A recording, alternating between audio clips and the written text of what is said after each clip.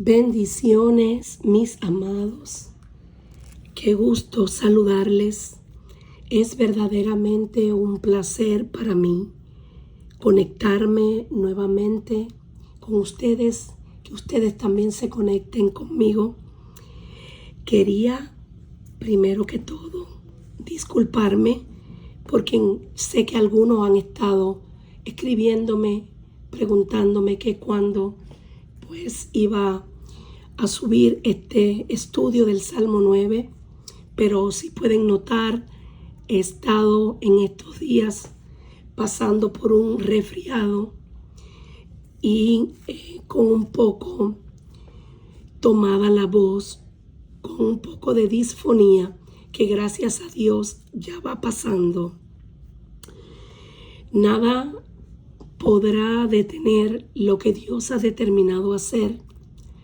Por eso es que, a pesar de todo inconveniente, quiero seguir haciendo todo lo que estoy haciendo, porque primeramente lo hacemos para la gloria de Dios, lo hacemos porque es un llamado que Dios nos ha hecho de predicar a las naciones, y además de eso, porque es un privilegio, un lujo de verdad total, servir a nuestro precioso Señor Jesucristo.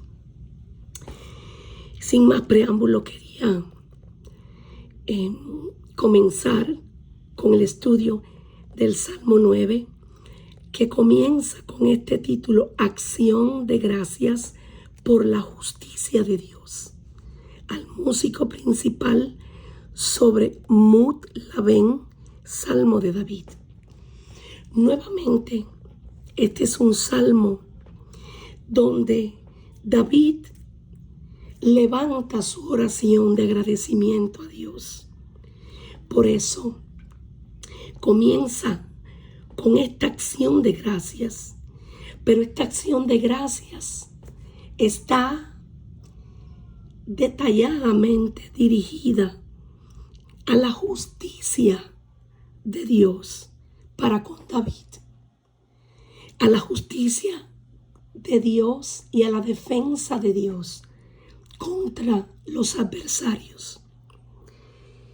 Este salmo, David celebra la ayuda y la bondad de Dios con una gran visión para las naciones, mientras que la mayoría cree que el título Mut Laben se refiere a una melodía.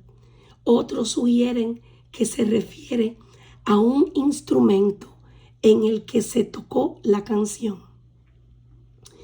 Mut Laben se usa solo aquí, y la mayoría de los eruditos hebreos dice que su significado es muerte del hijo.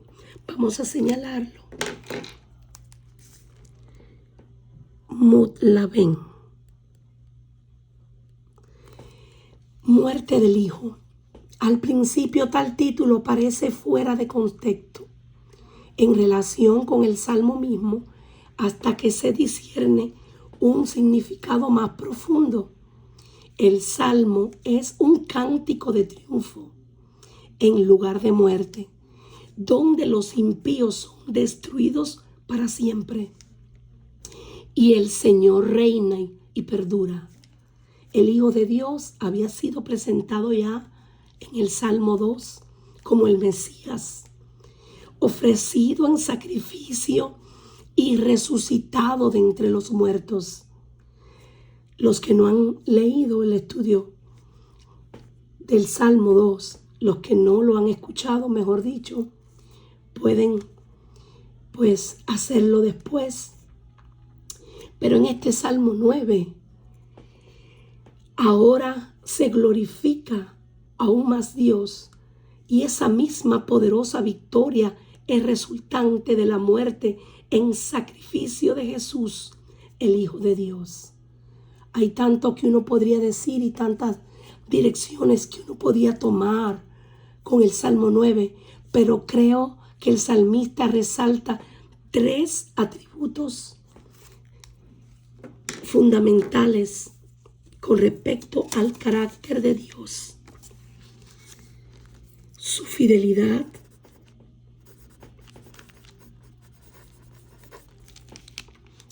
su permanencia,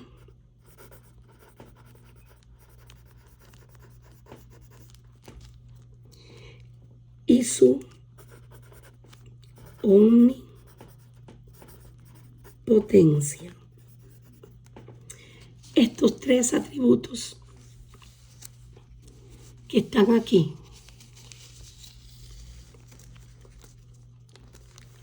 son los que más se resaltan en este hermoso salmo, que es un cántico, como yo les decía, de acción de gracias, donde nos enseña lo que es alabar a Dios, no solo por lo que Él ha hecho, sino por lo que Él es en sí mismo. Vamos a comenzar a leer. Dice: te alabaré, oh Jehová, con todo mi corazón. Contaré todas tus maravillas. Me alegraré y me regocijaré en ti. Cantaré a tu nombre, oh Altísimo. Mis enemigos volvieron atrás, cayeron y perecieron delante de ti, porque has mantenido mi derecho y mi causa. Te has sentado en el trono, juzgando con justicia. Vamos a hacer una pausa aquí para analizar la palabra justicia. ¿Qué es lo que significa la palabra justicia? Es un principio moral que lleva a determinar que todos deben vivir honestamente.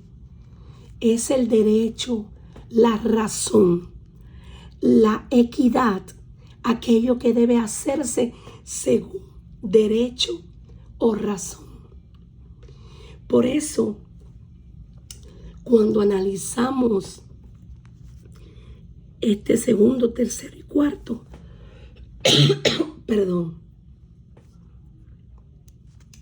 verso, nos damos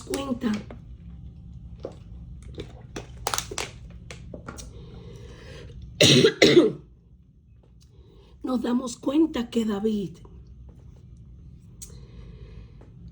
quería exaltar y alabar de todo su corazón a Dios. Por eso decía: quiero expresarte mi alegría.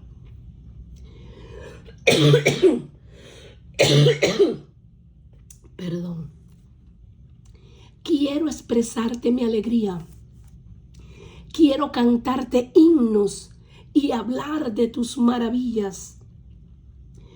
Ciertamente es un canto sublime de profundo agradecimiento por la intervención de Dios, por ejecutar la sentencia de vida, por juzgar la causa que afligía al salmista.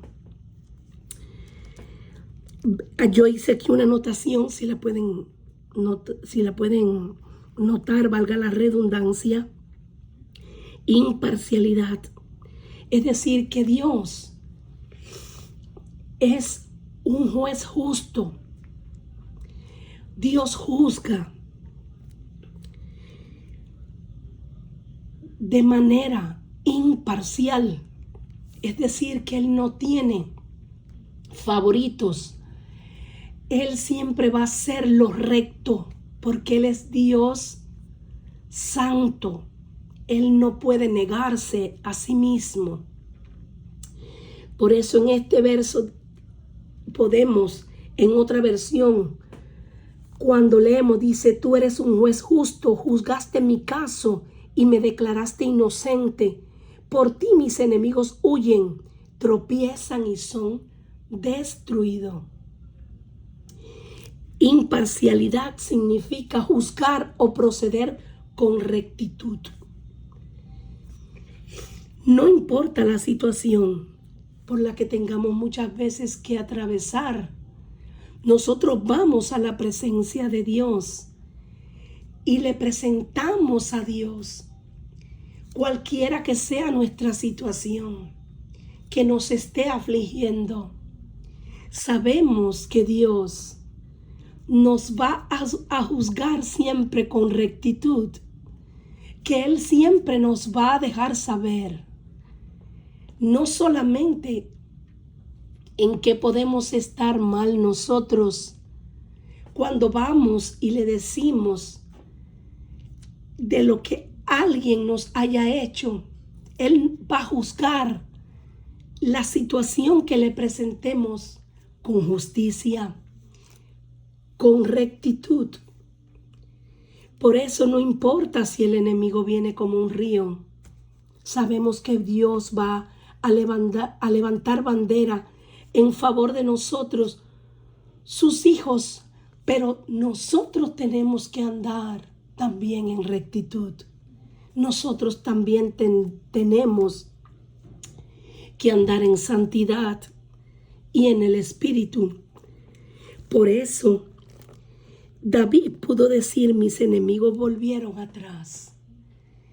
Porque la Biblia dice que aquellos que proceden en santidad y obediencia, el enemigo vendrá por un camino, pero por 7 tendrá que huir de delante de nosotros. Y eso fue lo que experimentó David. Mis enemigos volvieron atrás, cayeron y perecieron delante de ti, porque Dios mismo peleó por David. Dios mismo pelea tu batalla. Dios mismo pelea mi batalla. Reprendiste a las naciones, destruiste al malo, borraste el nombre de ellos eternamente y para siempre. Los enemigos han perecido, han quedado desolados para siempre. Y las ciudades que derribaste, su memoria pereció con ellas. Pero Jehová permanecerá para siempre. Ha dispuesto su trono para juicio. Él juzgará al mundo con justicia y a los pueblos con rectitud. Aquí hay un contraste entre los impíos, entre las personas que no confían en Dios, que no honran a Dios, y Dios. ¿Cuál es ese contraste? Que estas personas que aquí se describen, los enemigos, van a quedar completamente desolados, completamente destruidos. Todas esas naciones que se levanten o que se han levantado contra el Señor, finalmente serán destruidas. Porque nadie puede prevalecer por encima de Dios. Nada ni nadie. Nadie puede prevalecer por encima de Él. Ciertamente Dios reina sobre todo principado, sobre toda potestad. Y Él juzgará con rectitud a las naciones. Él reinará, reina con poder y seguirá reinando por la eternidad. Jehová será refugio del pobre, dice el versículo 9. Refugio para el tiempo de angustia. En ti confiarán los que conocen tu nombre, por cuanto tú, oh Jehová, no desamparaste a los que te buscaron. Ciertamente Dios es nuestro refugio. Ciertamente Él es el único que nos protege. El Señor es un refugio para los oprimidos, un lugar de refugio seguro en tiempos difíciles. Todos los que conocen los que conocemos su nombre, confiamos plenamente en Él, porque Él no abandona a los que le buscan. A nadie que se acerque a Él, Él desprecia. Por eso, cuando vamos a las Escrituras, encontramos muchos versículos que dicen: acercaos a Dios y Él se acercará a vosotros. Pecadores, limpiad las manos. Y otros versos que dicen que todo el que viene a Él, Él no le echa fuera. Ciertamente, Él dice en su palabra: venid a mí todos aquellos que estén trabajados y cargados, yo los haré descansar. Le encontrarán si le buscaren de todo vuestro corazón. Perdón. Muchos versos hablan acerca de esto, de cómo Dios no desampara al que le busca, de cómo Él siempre responde cuando le llamamos. Quizás muchos piensan que Dios está ocupado, pero no es así. Dios nunca está ocupado para aquellos que con un corazón contrito y humillado van a su encuentro. Un corazón contrito y humillado Dios no desprecia. Para aquellos que piensan que Dios está muy ocupado, Dios no está nada ocupado cuando se trata de acercarse a aquel que le llama. Por eso la Biblia dice: buscadle mientras pueda ser hallado, llamadle en tanto que está cercano. Él está cerca de ti, tan cerca como la próxima respiración que vas a tener, tan cerca como ese latido de tu corazón. Aquí el salmista decía: ten misericordia de mí, Jehová. Mira mi aflicción que padezco a causa de los que me aborrecen. Tú que me levantas de las puertas de la muerte, para que cuente yo todas tus alabanzas en las puertas de la hija de Sión y me goce en tu salvación. Vamos a señalar este verso 14, hija de Sión. Esto se traduce en las puertas de Jerusalén. David pedía misericordia porque grande era su aflicción a causa de aquellos que lo aborrecían. En el salmo anterior estudiamos que eran muchos los que lo perseguían, los que lo vituperaban, los que lo humillaban. Muchos se levantaron contra David, pero algo bueno tenía David. David clamaba a Dios. David se refugiaba en Dios.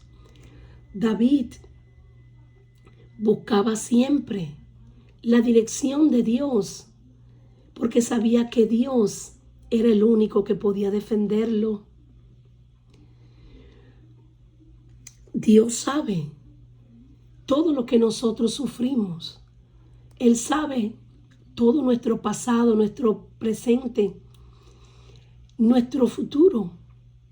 Él sabe nuestras alegrías, nuestras tristezas, nuestro sentar y levantar, todo acerca de nosotros.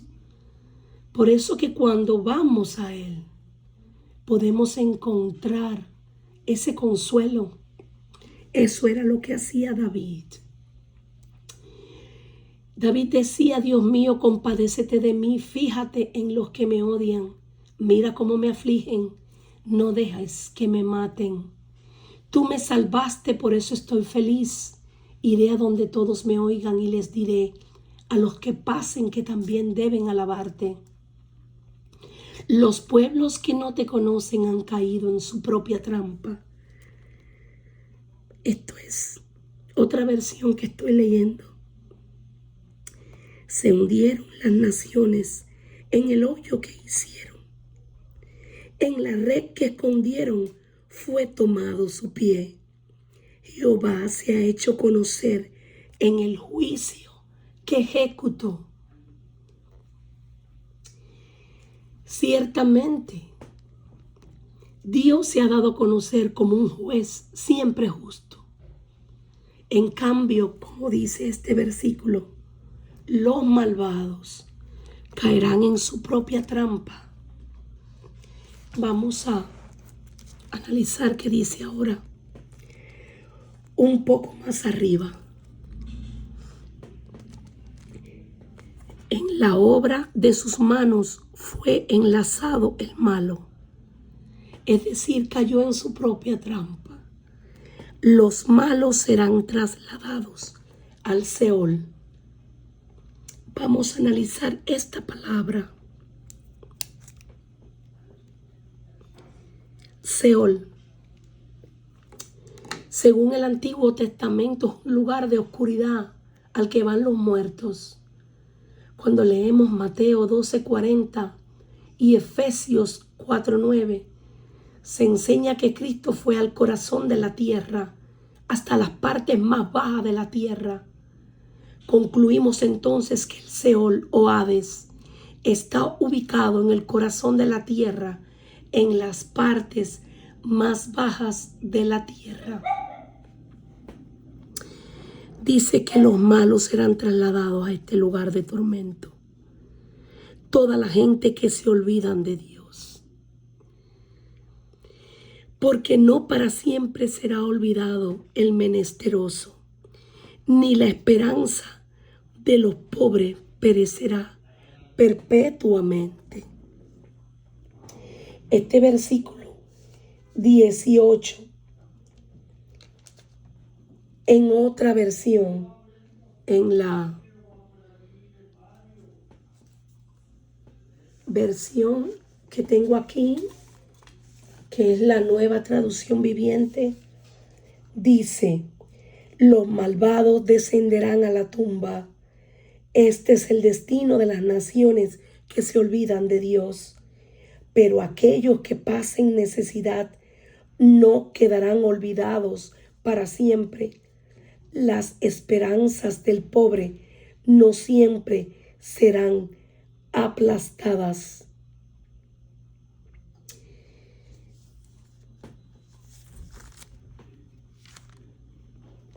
Seguimos. Levántate, oh Jehová. No se fortalezca el hombre. Sean juzgadas las naciones delante de ti. Pon, oh Jehová, temor en ellos. Conozcan las naciones que no son sino hombres.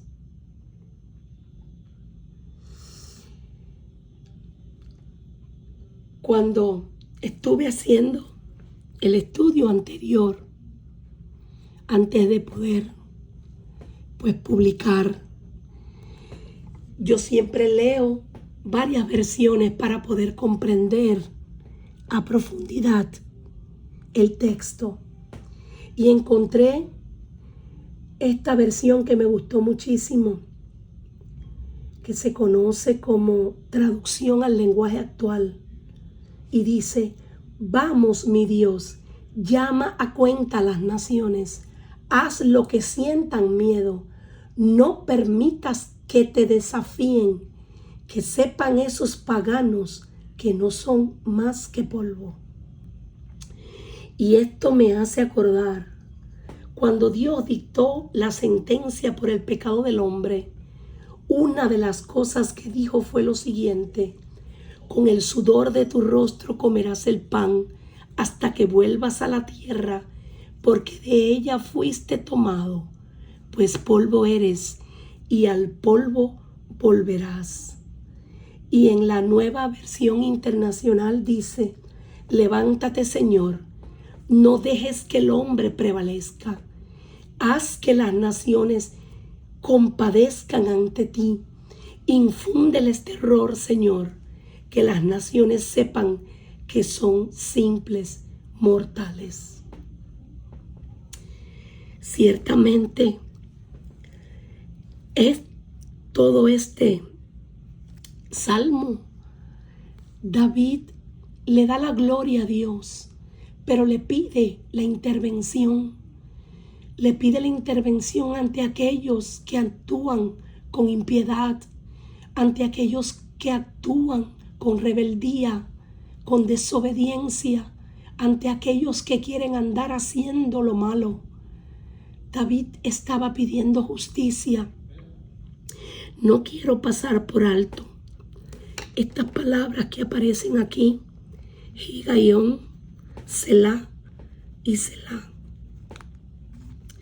Cuando analizamos, Higaión significa, según un texto hebreo, incluye antes de Selah. Se suele traducir por sordina o bajada del tono de voz. Significa pausa o indicación para meditar, para reflexionar. Es decir, que como podemos notar,